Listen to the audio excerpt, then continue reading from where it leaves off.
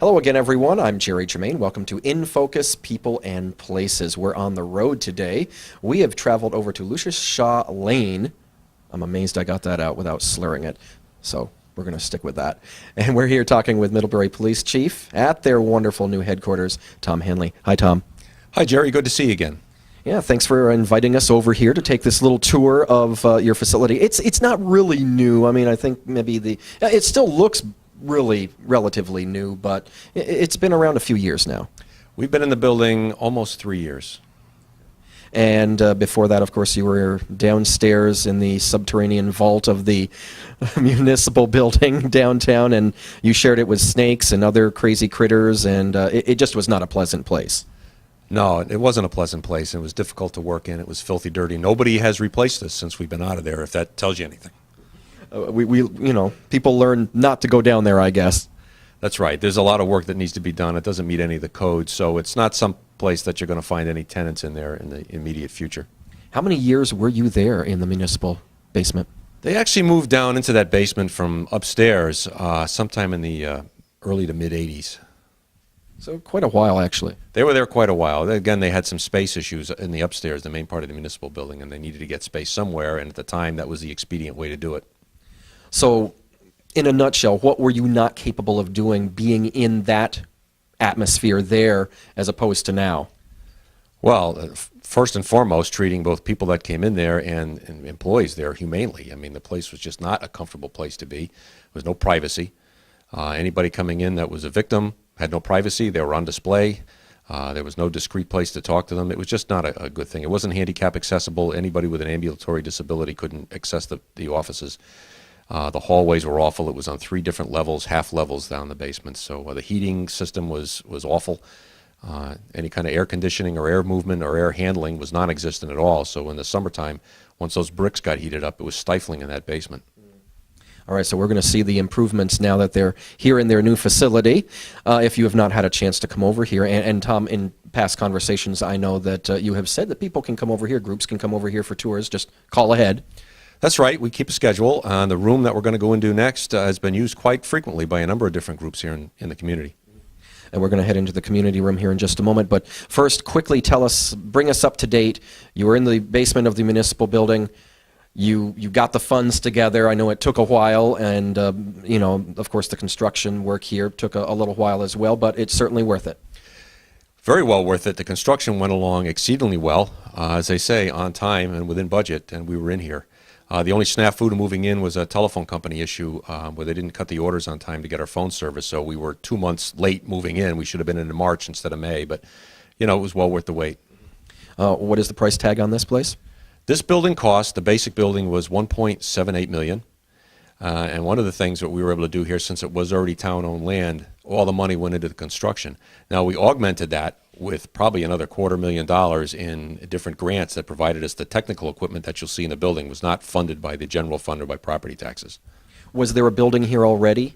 Nope. There were some clarifiers, part of the old wastewater treatment plant. Just up behind us, there's a hillside. There were some going up the hillside behind us, but exactly right where this building was, it was just an open field. All right, so we are going to check it out now in detail. Take you on a little tour, and Tom's going to take us into the community room right now here at the Middlebury Police Headquarters.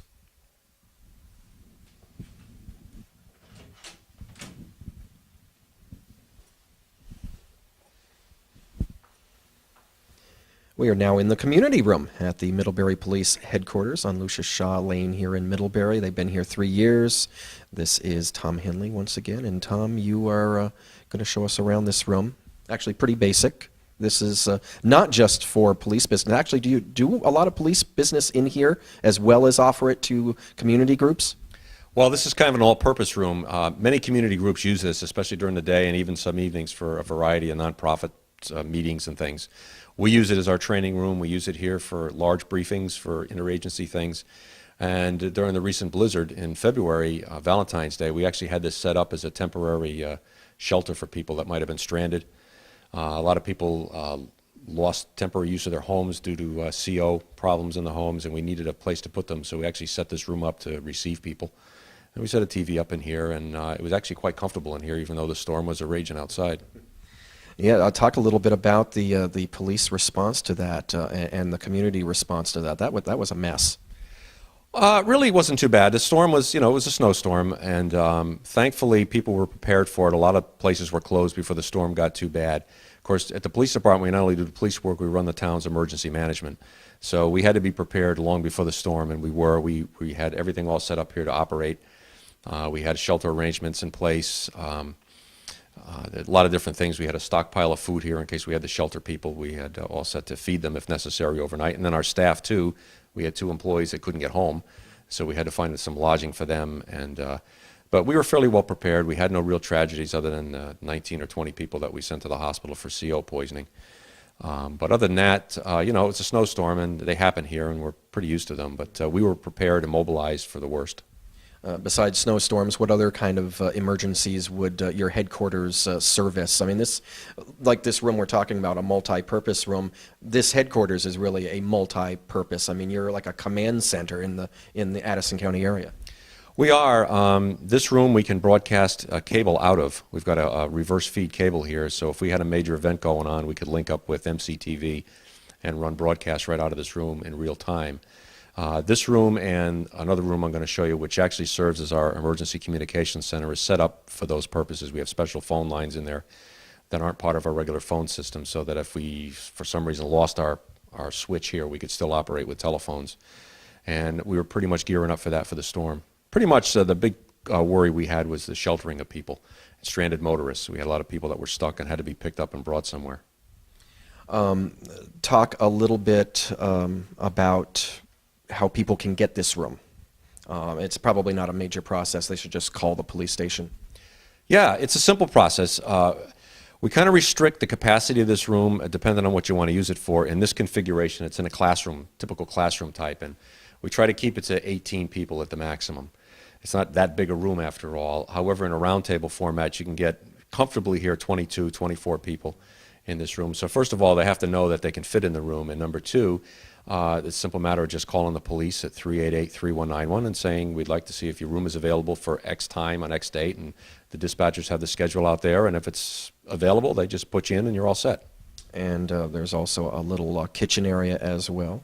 So that's a great addition. And I mean, this is certainly something. This is a great example of something that you certainly didn't have available at the old facility.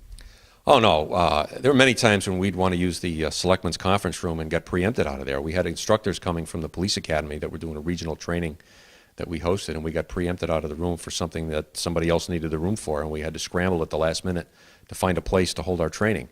And that doesn't happen here, which is good.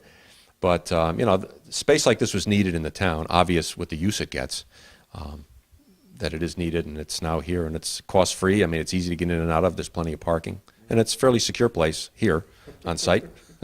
Yeah, nobody has to worry about any trouble. That's for sure. Okay, so you're going to show us around some more of the Middlebury Police Station. You're going to take us to that command central. Sure. All right, we are now deep inside the command center that is the Middlebury Police Department. Tom, what is this area that we're looking at right now? Well, Jerry, when we designed this building, we pretty much made it into 3 different sections: the administrative section, operations, and then the security area that we use for booking. This is the administrative section. When you come into the main door of the police department, this is where you come in. And just to my right is the area where our administrative assistant, our secretary, works, and she runs all of the police records and types reports and does our transcripts. And speaking of that, I might add, she did run when she saw the camera coming. Yes, she did. So you don't get to see her, but you get to see where she works. But everybody knows her in town. She used to be Betty's secretary, BJ, so you all know her. Anyway, right behind her is where all our record storage is, our permanent record storage, so everything is right at her fingertips in this area, and of course close right to my office as well. And behind me is another multi-purpose room, and what we use this room for is an emergency operations center. We use it as a conference room. We use it for major briefings for the officers if we have some small training issue for a shift or anything that needs to be done on. If they're going to go on a search warrant or have a meeting, this is where they meet in this room. And if people can look down there, we'll have our camera person kind of look down that way. They'll see Chief of Police. That would be where you hang out. That's where I hang out sometimes. That's what the name is on the door anyway. Occasionally. The rest of the time, you're out doing your job. Sometimes, yeah. Always doing my job, just not always in that office. But the nice thing about this room is we have plenty of data and phone circuits. If we ever had to get emergency management down here or other agencies, they could just hook live line into our system that we have here. And we could run a fairly significant emergency right out of this room. The records rooms, that would be probably fireproof and secure so that you don't lose those records in case of some kind of disaster? There is fire protection in the room, and it's all metal shelving in there, so very unlikely that anything would happen. There's nothing really in there to ignite a spark. You never know. That's right. You never know. Anything. So everything is secure. But it's a no-smoking building, so we really don't have anything combustible in here. So where do you want to head now? Well, I guess we can go take a look at our crime laboratory if you're interested in that. There we go. CSI Middlebury. Next.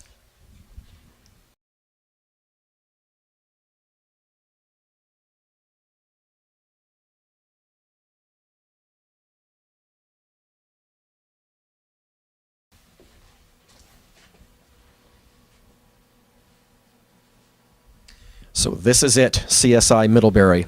Actually, I understand you think that show is a bunch of phooey, but we don't have to get into that. But let's get into this. This is really cool stuff here. This is part of that building I was telling you about where we got supplemental funding from the federal government to equip the laboratory. We've always had the capability here to do some rudimentary laboratory work. Of course, that was my background anyway, so... that helped. Yeah, I brought a little bit of that with us, but now we have another officer who's been trained extensively in the use of this equipment and in crime scene procedures. So we actually designed and built this laboratory. Other agencies come in here and use your equipment as well, correct?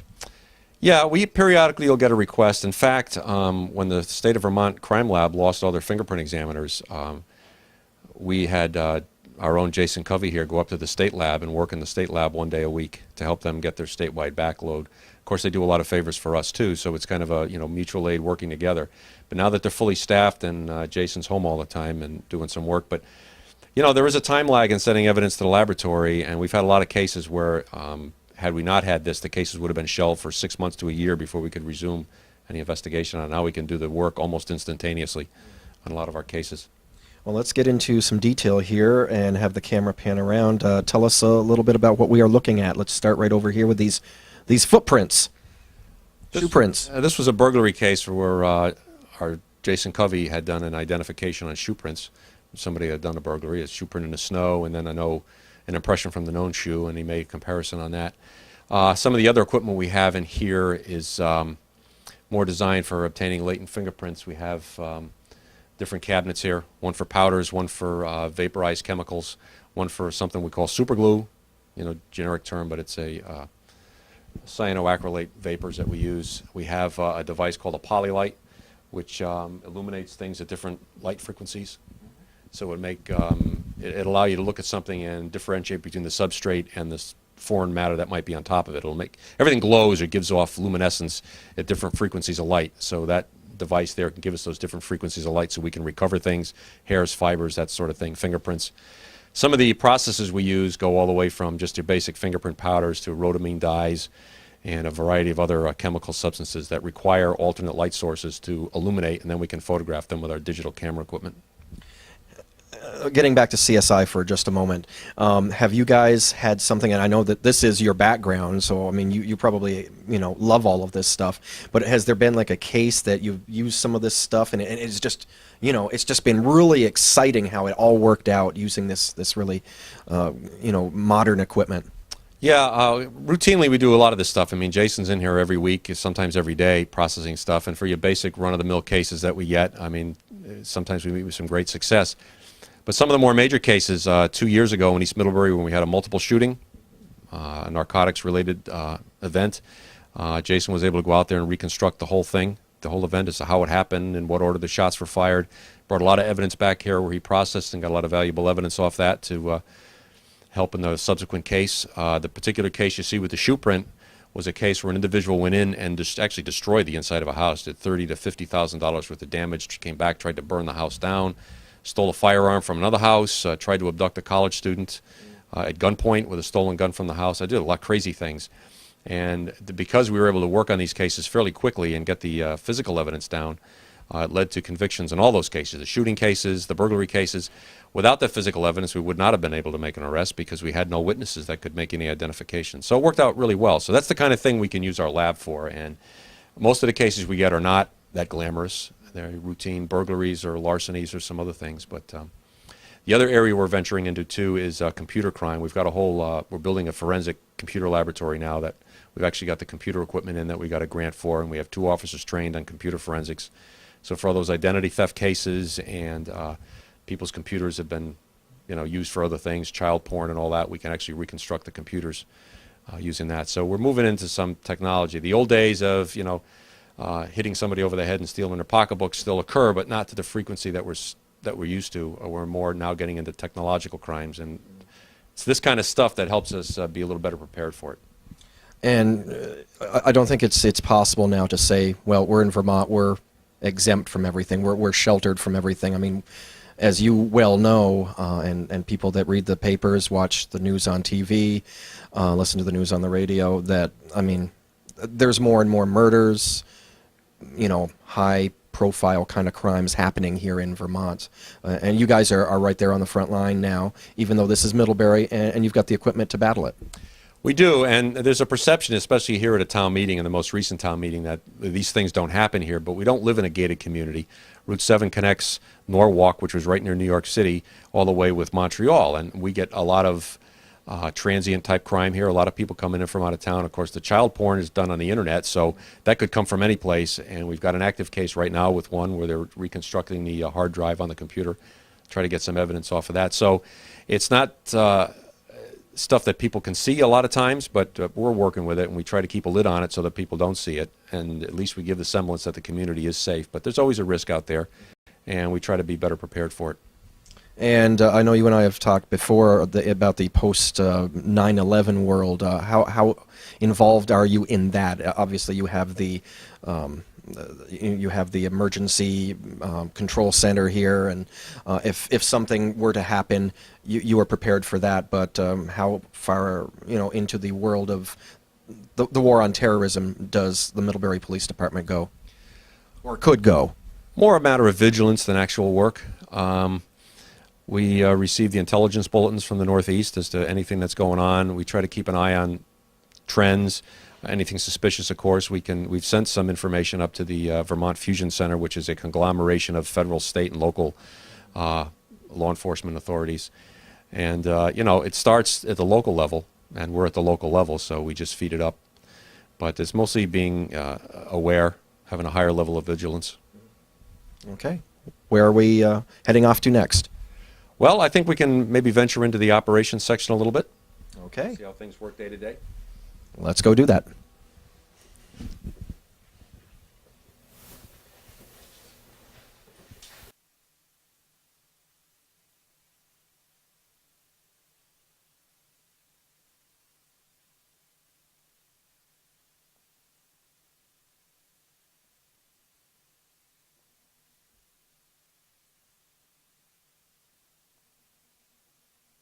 So this is the command center.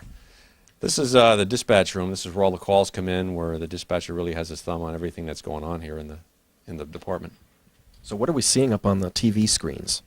Well, right now you're looking at the security cameras from around the different parts of the building. That's the only thing you see. You don't have them all around Middlebury. No, we don't have them all around Middlebury, just here around the building. Okay. So the building is definitely secure. The building and the surrounding area, yes. And talk about the equipment that we're seeing in use here. Well, we've got several computer systems here. One is our computer that hooks us up with the state and federal authorities, motor vehicle department, etc. The other is our internal records, and then a log that records the telephone calls. And what else can be done from this room? Well, from this room, we can dispatch the fire department, the police department. We have radio contact with a number of different agencies right from this room, and it's where everything is coordinated. And it's the room has redundant dispatch stations. In other words, we have two, even though you see one person dispatching right now. In times when it's really busy, we may have to have two, or if one system is being serviced or goes down, we can just switch over to the other, so we have a continuity of service. But you're probably not going to have one break down.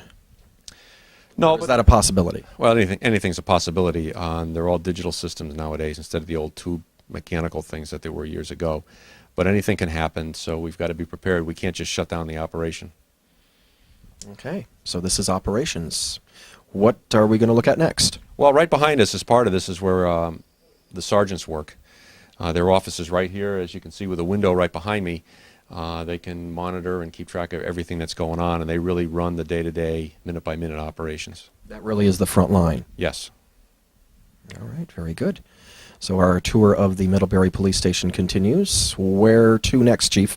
We'll go into the patrol area, but first I'd like to point out, because dispatchers are in this room, they're pretty much captives in this room. So we've got to have all the facilities here for them. Right behind us, there's a bathroom facility and a little kitchenette that they have here, so they can pretty much be self-sustained. There are times, the dispatchers can always get up and take a break during routine operations, but when we get something going or it's very busy, sometimes they're stuck here, and we got to be able to provide for them. Like the snowstorm, I would imagine there was some long hours of work. There were, but again, they can't just shut this down to use the bathroom or shut the system down to get something to eat. So we provide everything right here in the dispatch room for them. The room itself is almost like an independent building inside a bigger building, in that the climate control system is on its own system. It's pretty much shut off fire-wise from the rest of the building. Okay, and do they have TVs to watch? Well, we have the monitors here, and there is actually one which it almost seems silly sometimes, but when you've got a major event happening, either a national crisis going on or a national event or a weather event, it's nice to be able to see what's going on in the outside world. Okay, but you make sure they're not watching the soap operas. Yeah, I don't know how many watch the soap operas. Or the game shows. Probably more like the History Channel. There you go, there you go. I love the history. Yes. That's even better. But no, most of the time, as you see, the TV is off and they've got enough things to do here. But as I say, they're in here for long hours at a clip, so we have to make it somewhat habitable. Okay, so let's move along right now. Where are we going to head to now? We'll go into the area where the patrol officers work. Okay.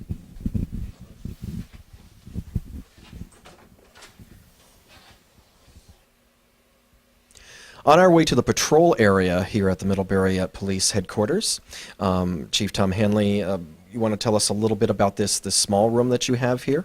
Well, one of the concerns we had in the old building was a lack of privacy for people that were victims. We had kids that were victims that we needed to talk to discreetly so that they'd feel safe. They'd feel they'd have a place where they could actually talk to somebody, discreetly. And that was designed purposely with this particular room that we're going to be in here. And it's kind of in the center of the building. It's away from any doors and windows. The room is upholstered. It's got carpeting, kind of a soft painting.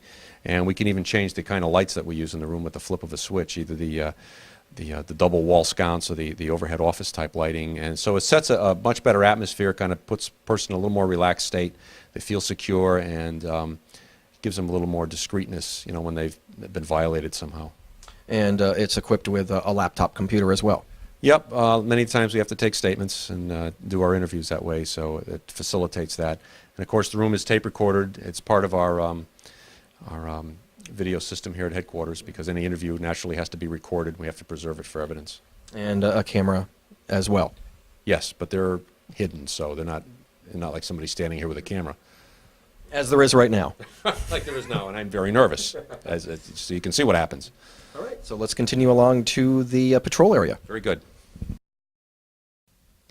We are now in the patrol room of the Middlebury Police Barracks here, and Chief Tom Hanley, one thing that you have failed to mention, I'm pretty sure you failed to mention, you talked about having, bathrooms and little kitchenette areas for the officers.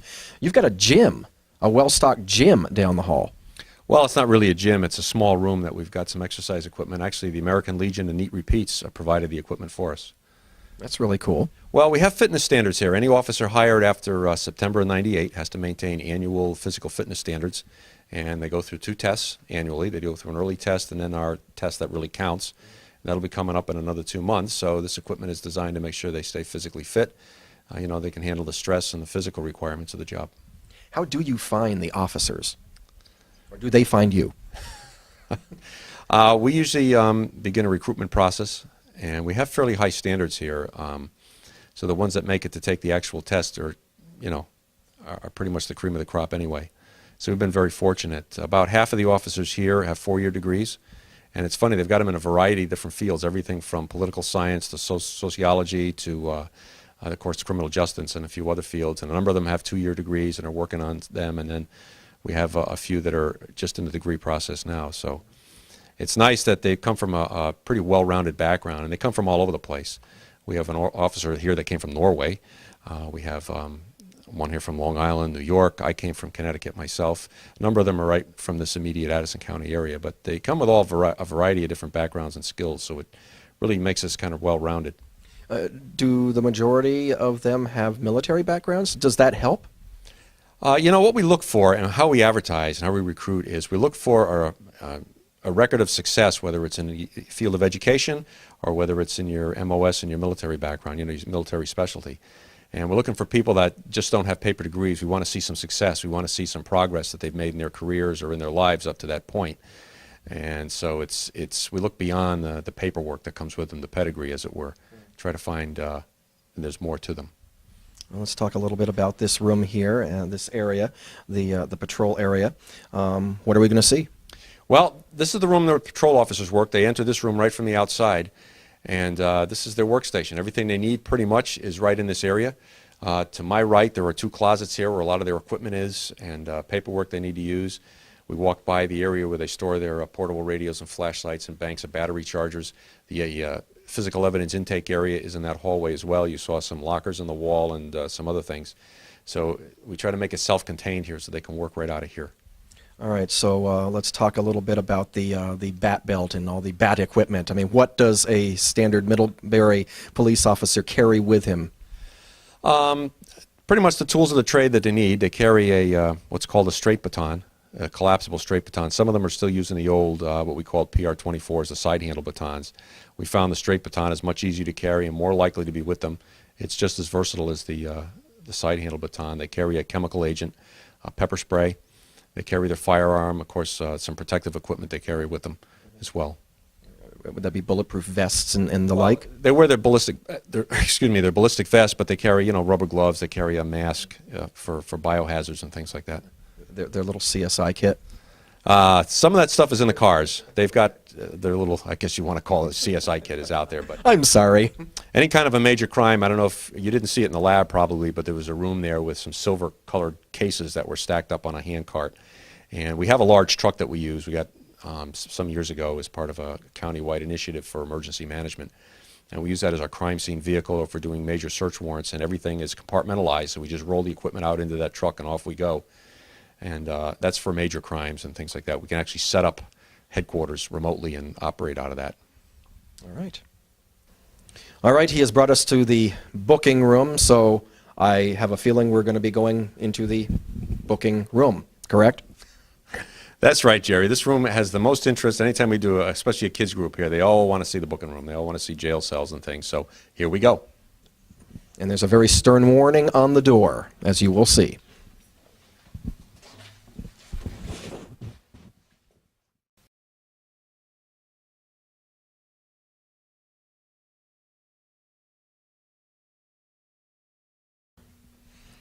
We are now in the booking area of the Middlebury Police Station, and a comment was made by Alex, our intern, that this does not look as pleasant as the rest of the building, and I guess there's a reason for that, even though you said that, it's not drastically unpleasant, but, to certain people coming through here, it might be.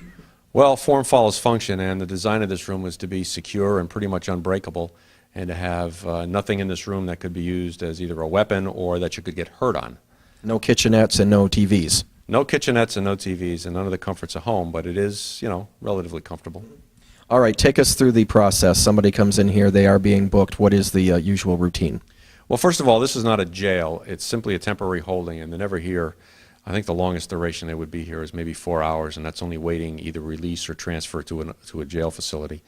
What they've done is they're brought in here. Now if we look out to the door through my right, that's the intake area where they come into a garage, and then they're brought into this building. They're put in one of the holding cells, and then the booking process would start from there. And I know that you were really proud and very happy to have this prisoner transfer area be a part of this facility. It's something you certainly did not have in the past.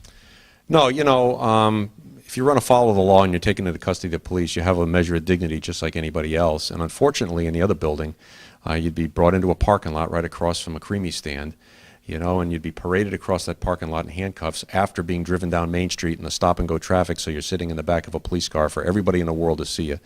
And then you were kind of put on public display and brought in. Here, there is none of that. You come down a long private road, then you're brought inside a building, so you're inside the car until you're in the building and brought in. And the other thing is that kind of being brought across an open parking lot usually stimulated the flight response in people, too. I mean, it's just, hey, freedom is only a step away kind of a thing.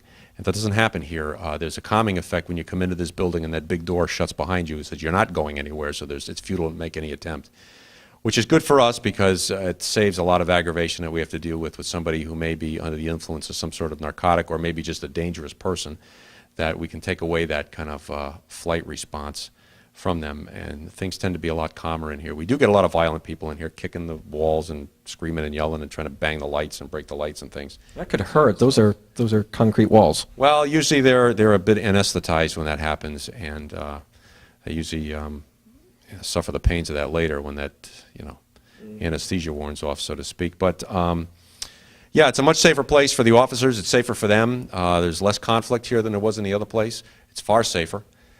We can get the booking done much quicker, much more efficiently, and get them where they have to go, either released or in the custody of somebody else or transferred to another facility much better. Explain the booking process of, there's the fingerprint machine. What else takes place? Well, just really just getting basic information from them from their identification and explaining to them the process, the charges, and if there's going to be any bail set. The arrangements are made here, and then they're taken somewhere else to set the bail. If it happens to be driving under the influence of alcohol, there's the breath testing machine off to my left, and that whole breath testing process is done here. Okay, so that's the basic booking area. Yeah, and most places like this are sort of a battleship gray. There's a reason that we use certain colors in this building. Here we want it to be fairly bright. Obviously, we need the lights. Everything is recorded in here, but still have a sort of a calming effect on people. So we use the kind of a neutral color blue and kind of an off-white kind of a paint for the walls here. So when you come in, it feels like you're in a more sterile atmosphere, and it's less prone to inciting somebody that might be on the cusp of fighting. And you do have metal benches and chairs, and you have places where you could put the chains.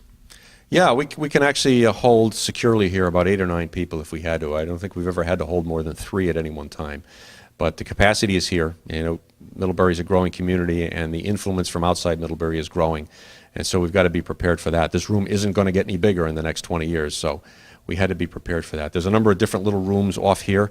One of the rooms is what we call our juvenile detention room. They wouldn't actually sit in a cell block, and we can keep them separate if we had to from adults. We can also use that as another holding cell. There's a visitor room. We don't allow anybody in here other than the police and of course, the people that are in custody, and occasional tours, as we're doing now. But when we have somebody in custody here, nobody's allowed to come into this room. And if they need to speak to a family or an attorney that may come to visit them, they're escorted into a room that's at the end of this room, which meets with a room off of the patrol room. And they can have a discreet conversation, but there's a piece of ballistic glass there that you're not going to break. And they can talk through it without passing things through. And viewers will notice that the chairs in some of these rooms, as you said, it's built into the floor securely so that the people cannot throw those. Right, and even the booking computer, if you notice, it's in a recess in the wall and covered with a very heavy plexiglass type material just to protect that. So we wanted to reduce the chance of missiles in here, loose things that could be picked up. Everything is stainless steel, edges have been rounded off. We don't want people getting hurt in here. As I said, people come in here in all different frames of minds and conditions, and most of the people that come in are fine. I mean, they're in trouble, they're brought in, and they get booked and released. But we do get some violent ones in here, some very combative ones, and we got to make sure that we can reduce the risk of injury to both. I'm just really eager. I want to. Can we put our intern inside there? I think that would be really cool. With every tour, somebody gets put in the cell. Somebody has I to think do it should be Alex. And Jerry, you've done your time in here. I think for the radio show one time, I think for something we had you in a striped suit and had you in here. So, you know, He perhaps doesn't have to have a striped suit or a ball and chain or not anything. required. All right, come on. Come on. Thanks. I'm going to regret this later, I'm sure, we're but not going to lock it shut. no, Just- okay, okay. There she is. She's sitting down. She's secured for a change. Oh, there's a nice little. This really isn't a bad little space. It could be much, much worse. She likes it. No, I didn't say that. But it is. It's just it's bright. All right, come up here and grab a hold of the bars. Okay. How do you feel? Fine. We're going to give her 5 to 10 for something. I'm not sure what. We'll come up with that later. Oh, okay. All right, you've done your time. Thanks. She did 5 to 10 seconds. Right. There we go. All Good right. intern. I do my job. You do. Okay, she's done her time. I have a feeling, Tom, that we are winding things down here. Yeah, there's a lot more to the station, a lot of little areas that we use here for work, but, you know, they're mostly internal working things, and I don't know what kind of interest they'd have to anybody, but... You have a garage? Well, we have the Sally Port where the prisoners are brought in, but we also have, on your way out, maybe you can film this, is the building that says Middlebury Pollution Control Plant on it. There's no longer a pollution control plant. It's a large garage that we use for our larger assets. Our truck is in there. We keep a trailer that the explorers use. A field command post is in there. The little cart that gives you the speeds, that's in there. We store a lot of our bulk equipment in there, in that control building. So that was helpful when planning this building because we were able to reduce the footprint of this building because we had buildings on site that we didn't have to reconstruct by adding them here. So that worked out really well. It's another reason that this site was just tailor-made for us. Well, as we wind things down, again, that phone number is 388-3191 for new residents to the area, and people are always invited to come out and see what the taxpayer money has put together. That's right, the taxpayer money, and that's about $250,000 worth of extra grant money that we got to help outfit the building for the technology, all the camera equipment you see in the building, the fence around the back of the building, the fence around the impound lot, all our internal systems here, the laboratory equipment, that was all brought in by funding from outside. Great. Middlebury Police Chief Tom Hanley, thank you so much. You're welcome, It's been a Jerry. pleasure to see you again. Nice to see you again. Thanks for the tour. I'm Jerry Germain, and again, that's INFOcus People and Places from the Middlebury Police Station on Lucius Shaw Lane here in Middlebury. Until next time, take care.